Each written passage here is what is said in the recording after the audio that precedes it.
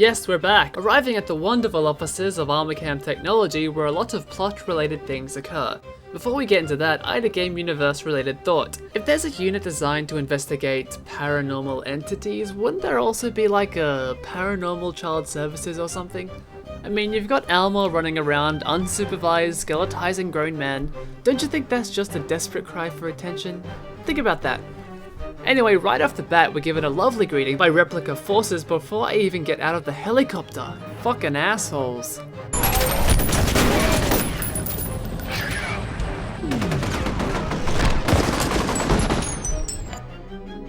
Fuck you, I can do it! The change of scenery is nice from the dark, dank and depressing abandoned buildings and water treatment plants to the dark, dank and slightly more colourful Armacham building. Before we even get into the offices, we have to maneuver around the outside rooftops of the building and the inner maintenance areas with of course plenty of replicas in the way. I became a little greedy with the use of medkits, so I had to resort to some pansy tactics to get through this part.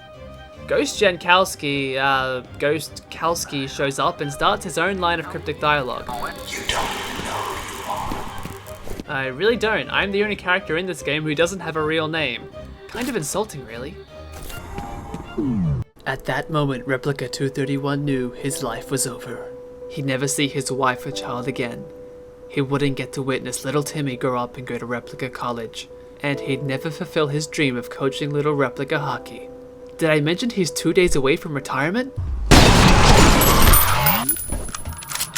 Rodney wants me to turn the building's network back online so he can execute his supreme hacks and see what's going on in here. Ugh, what else is on? No, not that! We get an exciting first-hand tour through the offices and I quickly discover that panes of glass are a much more convenient means of entering rooms than doors. Some plot is finally laid on us about Project Icarus, which was a precursor to Project Perseus.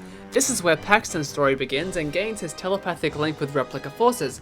Then soon after we're told about a synchronicity event, which had happened to Paxton as a child while under the confinement of Armacham, resulting in multiple casualties. Now, this has happened again to him as an adult after he's been trained as a military commander.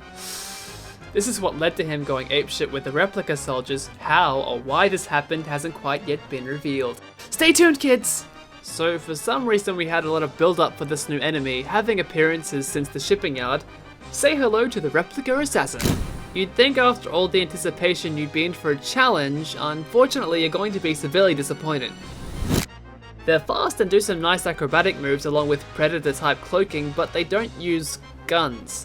I thought they'd have some neat shtick like being able to move quickly even during slow-mo, but that's not the case either, so you have a fragile enemy who likes to get really close. Not the wisest tactic. We run into this motherfucker called Norton Mapes, who you will undoubtedly grow to hate just like everyone who has ever played this game. You'd be better off if you could circumvent ever helping him, but unfortunately you don't get that option. He wants you to disable the security system, then he'll help you with the network. Looks trustworthy to me.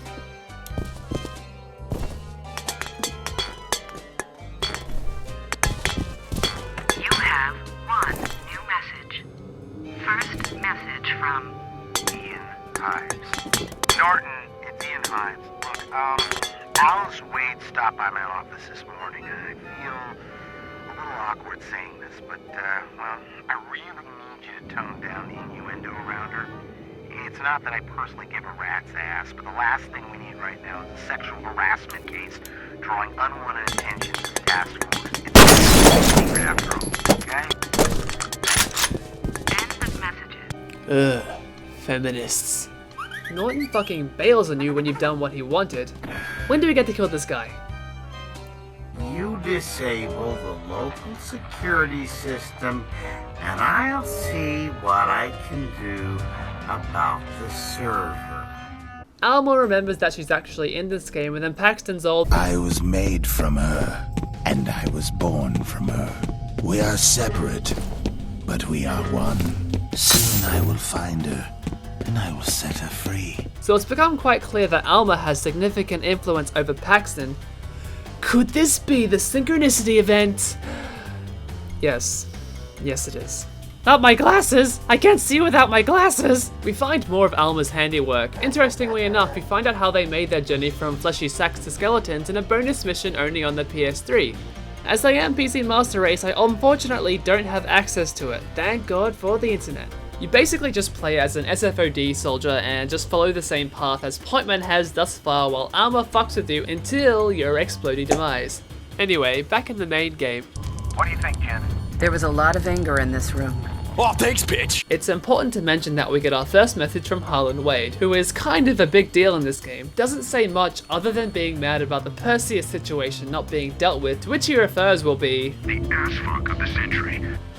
ouch. You know it's really their fault this happened?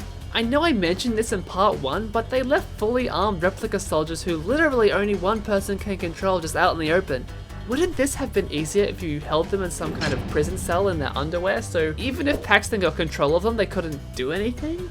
The atmosphere maintains its creepiness at maximum as you're huddled up in dark office cubicles listening to phone messages. Certainly one of the atmosphere highlights for me in this game. Pointman becomes a hostage negotiating expert using the I'm going to not say anything and just shoot everybody tactic, finally getting to one before Paxton's face-eating finale. At least this time he decided to spice things up with a bomb. A bomb. Aldous Bishop was the to-be victim and he was working with Harlan Wade's daughter Alice as they were investigating somewhere called Auburn, which is where the contamination in the water supply originated. The game provides some temporary relief from loneliness by bringing Douglas Holliday back into the mix after you defeat a horde of replicas who pour out of the elevators. Whoever rigged this is definitely a pro. Is that supposed to make me feel better? He may be a pro, but I'm a master. This is short-lived as you have to go investigate a mysteriously triggered fire alarm. While you're doing that, Holiday has to get Aldous to the roof for extraction, and this is the basis for the other bonus mission, this time on the Xbox 360. This is even less remarkable than the PS3 mission, as it doesn't really give you any further insight into the plot of Holiday and Bishop as characters. Not like they really could, considering it's only about 10 minutes long. Frankly, both of these bonus missions were pretty unnecessary, but I guess the consoles wouldn't be consoles without their exclusives. Anyway, let's see what Pointman's up to.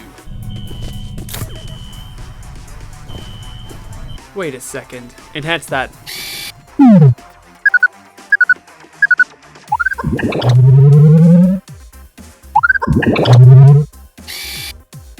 Mapes. Fucking tell me already! We have a genuinely creepy moment where Alma just stares at you like the stalker she is. Seriously, where are the child services for ghost kids already? Marshall, this is Marshall. As you ascend the building, you enter areas still under construction, which I think is a creative way to change up the environment without needing a new location altogether. We also have that slightly annoying quirk in mostly linear FPSs where you have two ways you can go, one leading to something useful while the other progresses the level. The catch being if you go too far into the ladder you can't go back, so you have to carefully go one way until it clues you in that the plot is progressing so then you can go back the other way. Nothing triggers my OCD harder than knowing I've missed something in a game. So let's talk about influences. Now in my opinion, the major two for this game are John Woo films and Japanese horror. While gore is certainly present in this game, the psychological elements of the horror are the focal point with a heavy emphasis on atmosphere. It uses the child who has suffered severe mental anguish and has left the remnant of this to invoke her vengeance. These concepts are more akin to Japanese horror. Alma especially evokes a strong resemblance to Sadako from the Japanese adaptation of Ring. Now, I've already discussed how cinematic the game can be. The reason I pointed out John Woo is that several of his trademarks are present. We have highly detailed action sequences with the use of slow motion, so you can see even the most minute impact all the carnage is having on the environment during shootouts. Throw in some nice martial arts moves along with the use of dual pistols, and you've got yourself some grade A John Woo in play. In terms of other game influences, it can be difficult to pinpoint. Obviously, F.E.A.R wasn't the first game to use slow motion as a game mechanic or have horror elements in an FPS. I personally get some Half-Life vibes from the constant vent crawling, which I appreciate heavily that they don't throw any jump scare shit at you during. Facing both a familiar and foreign threat without knowing really who's in control. The looming sense of loneliness, some infrequent environmental puzzles, and even someone falling down an elevator shaft. This also might just be a coincidence, but earlier in the game there's a minor character you only hear via voice called A. Shepard, which could be a reference to Adrian Shepard, the main character from the Half-Life expansion Opposing Force. But what would I know about that? Well, this confirms the point of Perseus was to train telepathic commanders to work with cloned soldiers, although it looks like Paxton Fettel was the only commander in the program. The weird thing is, they refer to him as the second prototype. But who is the first? Our former hostage E, Aldous, gets himself shot and killed suspiciously by Armacham security guards. That's certainly one way to fire your employees, and hey, death threats sound like good motivation to get your work done. I will always cherish you. I'm not going to give these guys their own little highlights as they act mostly the same as Replica soldiers, just with a different appearance and some varying voice lines. Looks like Armacham has gone full cover-up mode as you overhear their security discussing going after anyone researching into the water contamination and Project Origin alike, notably Alice Wade, who we are now tasked with finding. The game decides we've spent far too much time in the luxury of the offices and sends us to a more familiar setting. Ah, I can smell the feces of at least 5 different rat species. Oh shit!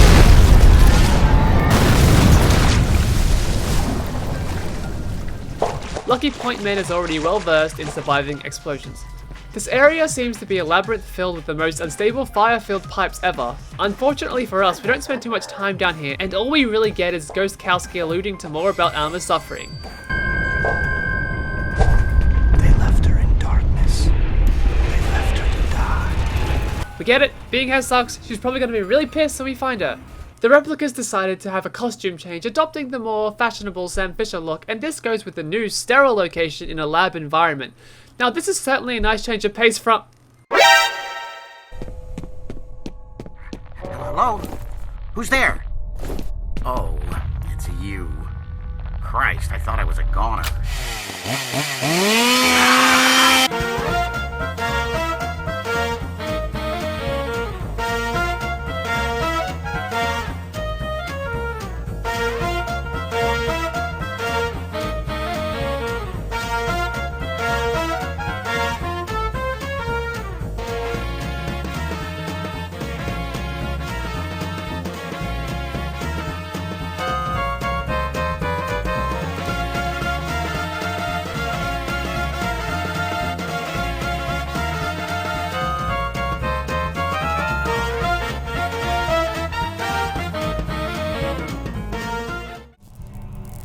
Alma, you realize from a strictly horror standpoint, the longer you stand there for me to look at you, the less scary you become, right?